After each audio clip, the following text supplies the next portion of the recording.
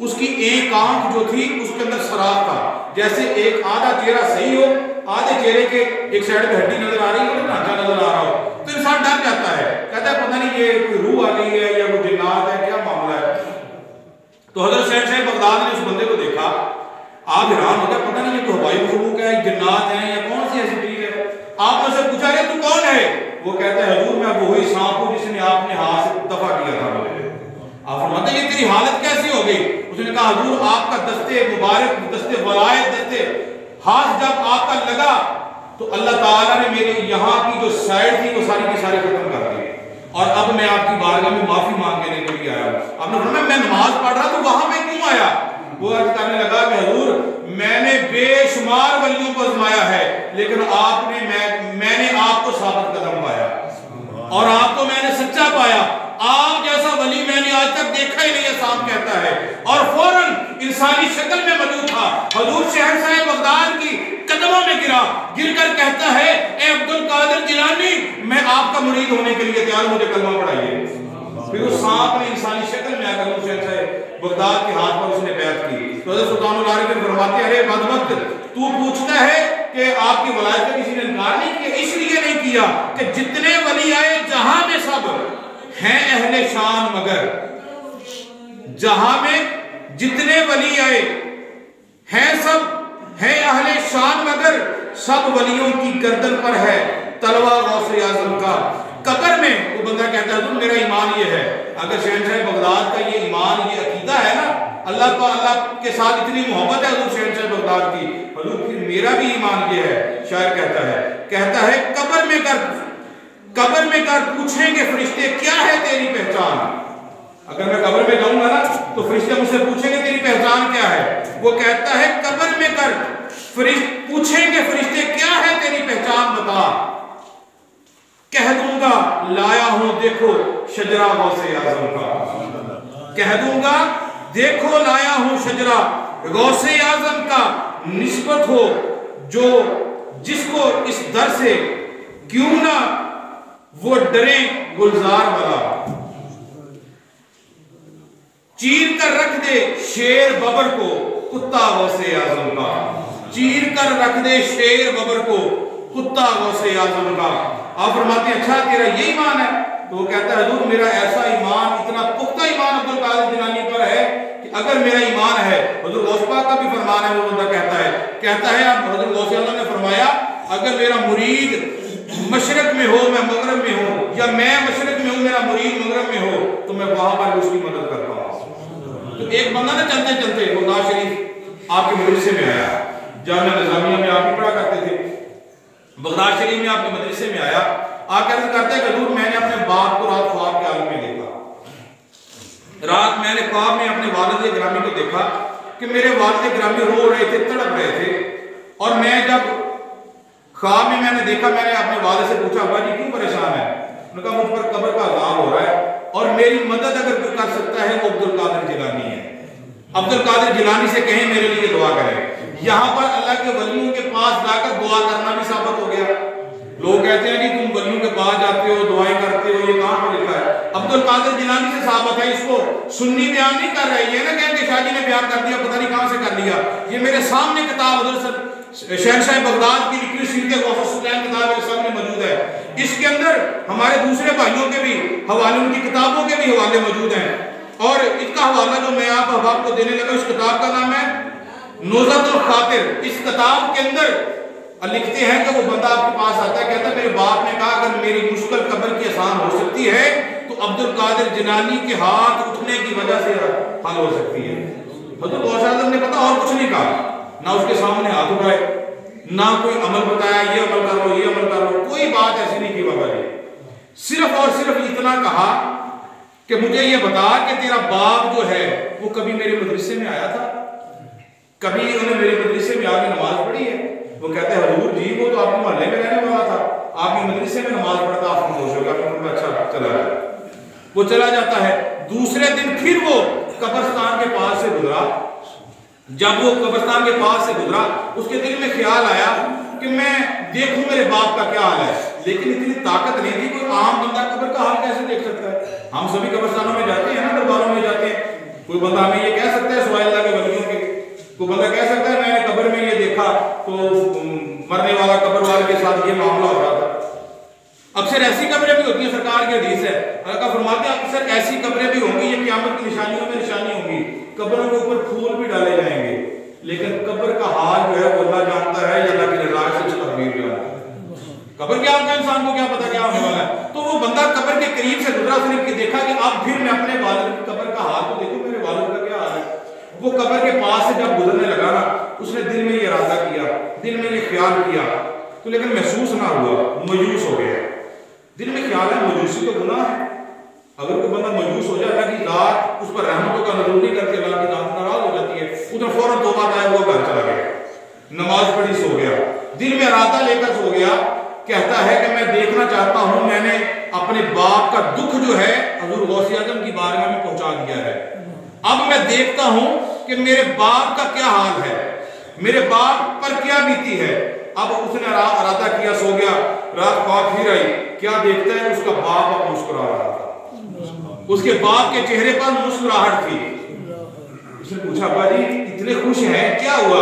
आपने फरमाया जब तू गौसे आज़म की बारगाह में गया था ना, अब्दुल कादिर जिलानी की बारगाह में, तो अब्दुल कादिर जिलानी ने जब मेरे लिए हाथ उठाए तो अल्लाह ताला ने फरिश्तों से कहा, फरिश्तों इसका अज़ाब कब्र जो है वो रोक दो। अब्दुल कादिर जिलानी के हाथ उठने की बरकत से तो अल्लाह ताला ने मेरा अज़ाब, कब्र का जो अज़ाब था, कब्र की जो मुश्किलें थी वो आसान कर दी।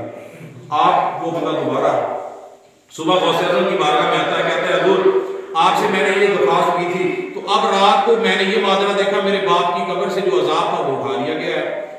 आप फरमाते हैं अच्छा, आपने फौरन उस वक्त ये ऐलान कर दिया, ये ऐलान किया, आपने कहा कोई बंदा, कोई भी फर्द हो, यहां तक ऐलान किया। इसको उलमा इकराम का यहां पर इख्तलाफ है, इख्तलाफी बात है, इसको जरा ज़हन में आप सोचिएगा नहीं, ये उलमा का मामला है। आप फरमाते हैं गौसे आज़म ने ऐलान किया कोई भी बंदा मेरे बाजार में से भी गुजर जाएगा, मेरे बाजार से गुजर जाएगा, मेरे मदरसे के आगे से गुजर जाएगा, अल्लाह ताला उसे भी जन्नत अता फरमा देगा। यहाँ पर उलमा इकराम का कुछ इख्तलाफ है। तो जब आपने ये ऐलान किया ना, तो तारीख ये लिखती है, आज भी बगदाद की तारीख इस चीज की शाहिद है। बकायदा एक कार्ड मेरे पास भी मौजूद है, उस कार्ड के, वो एक हॉस्पिटल का कार्ड है, एक मेरे दोस्त पिछले साल वो बगदाद शरीफ भी गए थे, इस मरतबा भी अल्लाह ताला ने तौफीक दी है, वो गए, तो वहां पर उन्होंने एक मेडिसिन का कार्ड बनाया, उसके ऊपर लिखा था हर बीमारी का इलाज है और यहां पर तौन का इलाज नहीं किया जाता। हर बीमारी का इलाज किया जाता है हॉस्पिटल में, सिर्फ तौन बीमारी का इलाज नहीं किया जाता। जैसे पाकिस्तान का पासपोर्ट है ना, वहां पर लिखा होता है कि हर मुल्क की तुम सैर कर सकते हो, हर मुल्क का सफर कर सकते हो, सवाई इसराइल के तुम नहीं, ऐसे ही है ना। इसी तरह बीमारी वाले कार्ड के ऊपर लिखा था कि हाँ यहाँ पर हर मर्ज का इलाज होता है, यहाँ पर तौन का इलाज नहीं होता। फिर उसके अगले सफे भी यही लिखा है और ब्रैकेट में एक छोटा सा लिखा है क्यों, कि इस शहर के अंदर तौन की मर्ज आती ही नहीं है। बंदा कहता है मैंने शादी जब ये कार्ड पढ़ा ना, मैं बड़ा हैरान हुआ, ये कैसे हो गया। वो पूछने के लिए मेरे पास आया, उसने कहा मुझे वहां पर इराक में, बगदाद में लोगों ने कई बातें बताई, शादी आप इसके बारे में क्या कहते हैं। मैंने कहा यार पहले मरतबा तो मैं वहां पर गया नहीं, मैंने देखा नहीं, उन्होंने जेब से कार्ड निकाला, मुझे दिया, मैंने देखा, पढ़ा, तो अरबी में वो चीजें लिखी थी, उसमें उर्दू का तर्जुमा भी किया था, और साथ मुझसे पूछने लगा। फिर मेरे ज़हन के अंदर फौरन ये बात आ कि जो मैं आपको बताने लगा। जब हुज़ूर गौसे आज़म ने ये ऐलान किया ना कि मेरे मदरसे के आगे से भी कोई गुजर जाएगा, उस पर अल्लाह ताला दोज़ख को हराम करके उसे जन्नत में दाखिल कर देगा, यानी कि उसके सब गुनाह माफ हो जाएंगे, अल्लाह ताला उसे बख्श देगा। ये नहीं कि आप गुनाह कर लेने हैं तो बगदाद में जाएंगे तो गुनाह माफ हो जाएंगे, नहीं, शर्त ये है जब बगदाद वाले के साथ या मदीने वाले के साथ निस्बत हो जाए फिर गुनाह नहीं करने, फिर ही पैदा होगा। ये नहीं गुनाह करते जाना है या अल्लाह माफ कर देगा, ऐसे भी मामला नहीं होता। तो खैर जब आपने ये ऐलान किया ना, तो कुछ देर के बाद, कुछ दिनों के बाद इलाके में शोर हो गया, बगदाद शरीफ के अंदर, बगदाद शरीफ में शोर हो गया कि यहाँ पर तौन की मर्ज जो है बेतहाशा हो चुकी है। तहरीरें लिखी हैं, तारीख शायद है कि वहां आज तक ये बीमारी नहीं, लेकिन उस वक्त हर रोज 1000 के करीब मर्द, औरतें, बच्चे जो थी तौन की मर्ज से मर रहे थे। जैसे अभी ये दुनिया में कोरोना के हालात आपने देखे हैं ना, कैसे कैसे हालात हो रही थी, इसी तरह तौन की मर्द बगदाद शरीफ में फैल गई। 1000 बंदा, बच्चे, बूढ़े, सभी जो थे 1-1000 तक, इससे भी ज्यादा तक लोग जो थे मरने लगे। एक बंदा भागता हुआ शहंशाह बगदाद की बारगाह में आया। अब यहाँ पर यह भी मैं आपको बताता जाऊं कि हजूर गौसे आजम की बारगाह में वो बंदा पता क्यों आया? क्योंकि उस वक्त उस इलाके के जो बादशाह, जो सुल्तान थे, वो गौसे आजम सरकार थे। ये सिर्फ आप वली अल्लाह ही नहीं थे, एक मस्जिद में सिर्फ जुमा ही नहीं पढ़ाते थे, खुतबा ही नहीं देते थे, एक मस्जिद के इमाम ही नहीं थे, मदरसे में पढ़ाने वाले मोहतमिम भी नहीं थे, उस्ताद ही नहीं थे, बल्कि उस इलाके के आप बादशाह भी थे। जैसे हमारे मुल्क का सदर है ना, वो तो एक पाकिस्तान का सदर है, लेकिन हजूर शहंशाह बगदाद वो शहंशाह थे, वो वली अल्लाह थे, वो सुल्तान, वो बादशाह थे कि इनकी सल्तनत आप फरमाते हैं कि मैं मशरक से लेकर मगरब तक पूरे इलाके की बादशाह अल्लाह ने मेरे इख्तियार में कर दी है, और मैं बगदाद में बैठकर पूरी दुनिया को इस तरह देख रहा हूं जैसे मेरे हाथ की हथेली पर एक राई का दाना है। तो मुझे बताओ, क्या आप बगदाद के पास बादशाह थे? नहीं। आप फरमाते पूरी दुनिया को मैं इस तरह देख रहा हूं जैसे मेरे हाथ की हथेली पर एक राई का दाना है। समझते ना आप राई के दाने को? बच्चे तो शायद नहीं समझते, हम तो अल्हम्दुलिल्लाह आप हवा अपने जिंदगी गुजारी है, जिम्मेदार सारे मामला किए। राई का दाना तो बहुत बरीक होता है। फरमाते मैं हाथ की हथेली पर, यानी कि इससे मालूम ये हुआ पूरी दुनिया जो है हजूर शहंशाह बगदाद की वलायत की नजर में एक राई के दाने से भी छोटी है। तो फिर बताओ, सिर्फ आप शहंशाह बगदाद वालों की नहीं है, हम भी अल्हम्दुलिल्लाह अपना शहंशाह मानते हैं, अपना ताज। अच्छा खैर, वो बंदा आया, हजूर इलाके में तौन की मर्ज फैल गई है, बीमारी फैल गई है, लोग मरने शुरू हो गए, कोई इलाज कीजिए। अभी अभी आपने चंद दिन पहले ऐलान किया था कि बंदा मेरे बाजार से गुजर जाए, मेरे मदरसे से गुजर जाए, अल्लाह ताला उसके तमाम गुनाह माफ कर देते हैं, उसे जन्नत अता कर देगा। अभी अभी ये ऐलान किया और वो बंदा आ गया, हजूर बंदे मार रहे हैं। आप जलाल में आ गए, आप जलाल में आ गए, नाम आपका अब्दुल कादिर है। कादिर का मतलब समझते हैं ना, कुदरत रखने वाला, कुदरत वाला। ये सिर्फ मकाम अल्लाह का है, हर बंदे का ये मकाम नहीं है। लेकिन आप भी कादिर हैं, लेकिन कादिर के बंदे कादिर हैं। जैसे एक शायर कहता है ना, उस कादिर ने अल्लाह की तरफ, अल्लाह की जात कादिर है ना, उस कादिर ने इस कादिर को, उस कादिर ने इस कादिर को अब्दुल कादिर कर दिया। समझ आई? शायद नहीं है, समझाता हूं। यानी वो अल्लाह की जात ऐसी कादिर है कि उसकी कुदरत हर जर्रे जर्रे पर है, वो कादिर है। और उस कादिर ने इस कादिर को, वो कादिर की अता से कुदरत रखने वाला जो अब्दुल कादिर है, यानी अब्दुल का मतलब होता है अल्लाह का बंदा। अल्लाह का कादिर जो है, अल्लाह की कुदरत से अल्लाह का जो बंदा है, अब्दुल कादिर कर दिया। अब्दुल कादिर का मतलब बेपरवाही का मकाम अता कर दिया। यानी दुनिया पर जो जिसके मुकद्दर में नहीं है, अल्लाह देना नहीं चाह रहा, लेकिन अब्दुल कादिर को अल्लाह ने ये मकाम अता किया है। अगर ये वली अल्लाह की बारगाह में हाथ उठाकर कह दे कि या अल्लाह इसको ये दे दे, तो मेरा रब उसे अता फरमा देता है। आइए अब यहाँ पर कुछ लोग जो अब्दुल कादिर को नहीं मानते होंगे, वलियों को नहीं मानते, वो कहेंगे कि ये सुनिए अपनी तरफ से मसला बना लिया। इसकी वजाहत मैं इसलिए कर रहा हूँ, ये वीडियो बन रही है, ये मीडिया पर जब जाएगी कोई भी सुन के हवाला मांग सकता है। अल्लाह का कुरान कहता है, अब दलील अल्लाह के कुरान से है, जिसको कोई भी, जिसका कोई मुनकर नहीं है, कुरान को कोई टाल नहीं सकता, कोई नहीं ये कह सकता शाह जी ने बयान करते जोशे खिताब ये लफ्ज कह दिए। अल्लाह का कुरान गवाह है, शाहिद है। अल्लाह फरमाता है मैं वो खुदा हूं। बंदा नहीं क्यों कह रहा, क्या कहा कि मैं वो खुदा हूं जो लिखी तकदीर को मिटा देता हूं, जो नहीं लिखी उसे मैं लिख देता हूं। अब मेरा सवाल यह है कि अल्लाह की जात तो वो जात है जो गलत भी नहीं लिखती, कि लिखती है गलत? नाउज़ुबिल्लाह अस्तगफिरुल्लाह। अल्लाह की जात गलत नहीं करती। ऐसा सोचना भी अल्लाह की जात के बारे में मैं तो ये कहूंगा ये कुफर है। ऐसा सोचना भी नहीं चाहिए कि अल्लाह ताला ने नाउज़ुबिल्लाह अस्तगफिरुल्लाह ये मामला गलत कर दिया। नहीं, क्योंकि अल्लाह की हिकमत हर चीज में होती है।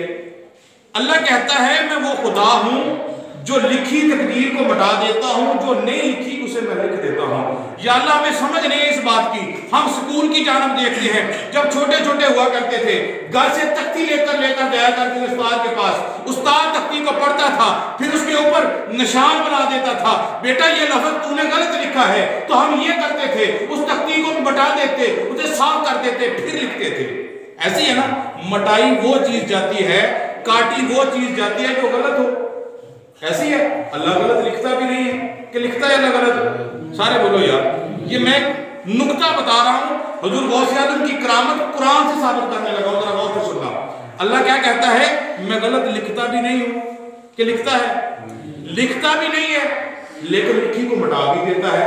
मिटाई वो चीज जाती जाती है जो गलत लिखी हो। या अल्लाह इस बात की समझ नहीं आई, क्या करें? अब्दुल कादिर जिलानी बताते हैं, आप फरमाते हैं कि जब अल्लाह लिख दे किसी के मुकद्दर में ये चीज नहीं है, जैसे एक औरत आई ना, इसको समझाने के लिए करामत आपके हवाले करने लगा हूं, उसके बाद इस मसले की जाना पाता हूं। एक औरत आई और एक मर्द आया, कहता है हुजूर मेरे औलाद नहीं है, मुझे औलाद दीजिए। आपने फौरन अल्लाह की बारगाह में हाथ उठाए, हाथ उठाकर दुआ की कि या अल्लाह इसे औलाद अता फरमा दे। तो गैब से पता नहीं क्या आवाज है, हुजूर गौसे आज़म सरकार के चेहरे पर मुस्कुराहट आ गई, खुद गौसे आज़म का चेहरा खिल गया, हंसने लगे। आपने चेहरे पे मुंह पे हाथ फेर के कहा अल्हम्दुलिल्लाह, और उस बंदे को मुबारक दी, जा तुझे मुबारक हो, अल्लाह ताला ने तुझे बेटे अता कर दिए। वो बंदा खुश हो गया, अपनी बीवी के पास आया, खुश हो गया, खाना खाया, चेहरे पे मुस्कुराहट, हंसता है। उसकी बीवी पूछती है भले क्यों इतना खुश है तू आज, पहले तो परेशान रहा करता था, आज खुश है, क्या हुआ? उसने कहा तुझे मुबारक हो, मेरे पीर ने मेरी दुआ को कबूल कर लिया है। मैंने अपनी दुख अपने पीर की बारगाह में रखा, उसने अपने अल्लाह की बारगाह में दुआ की तो अल्लाह ताला ने दुआ को कबूल कर लिया है। क्योंकि मेरा ईमान है, मेरा पीर उतनी देर तक बोलता ही नहीं है जब तक मेरे अल्लाह की रजा शामिल ना हो। पहले मैं अपने पीर की बारगाह में जाके दुआ किया करता था, तो कभी भी मेरे पीर ने मुझे मुबारक नहीं दी, मैं खामोश होकर उठ के आ जाता। इसमें अल्लाह की हिकमत है, मैं अल्लाह की रजा पर राजी रहता हूँ, उठ के आ जाता। आज जब मैंने अपने पीर की बारगाह में ये दुआ की तो मेरे पीर अब्दुल कादिर जिलानी ने मेरी दुआ अल्लाह की बारगाह में पहुंचाई, फिर अल्हम्दुलिल्लाह कह के मुंह पे हाथ फेरा जो मुझे मुबारकबाद दे दी, और तुझे मुबारक अल्लाह ताला हमेशा ज़्यादा अता फरमाएगा। वक्त गुजरा, बड़ा ये मशहूर आपकी करामत है। वक्त गुजरा, अल्लाह ताला ने बेटा अता किया, बेटा 2-3 माह का हो गया। अब दोनों मियाँ बीवी अपने बच्चे को उठा के हुजूर शहंशाह बगदाद की बारगाह में दुआ करवाने के लिए लेकर जा रहे हैं। जब करीब बगदाद के पहुंचे तो वो बच्चा जो था वो फौत हो गया, उसके जिस्म से रूह निकल गई। उसने, औरत ने भी मन्नत मानी थी अगर ऐसा हो गया तो मैं शहंशाह बगदाद की बारगाह में कोई तोहफा लेकर जाऊंगा। वो तोहफा भी लेकर जा रही है, अपने शोर से कहने लगी मेरा बच्चा अभी दूध पी रहा था, अब सांसें रुक गई हैं, अब तोहफा देने की जरूरत नहीं है, हमने जिंदा मांगा था, मुर्दा क्यों लेकर जाएं, हम क्यों लेकर जाएं, ऐसे क्यों करें?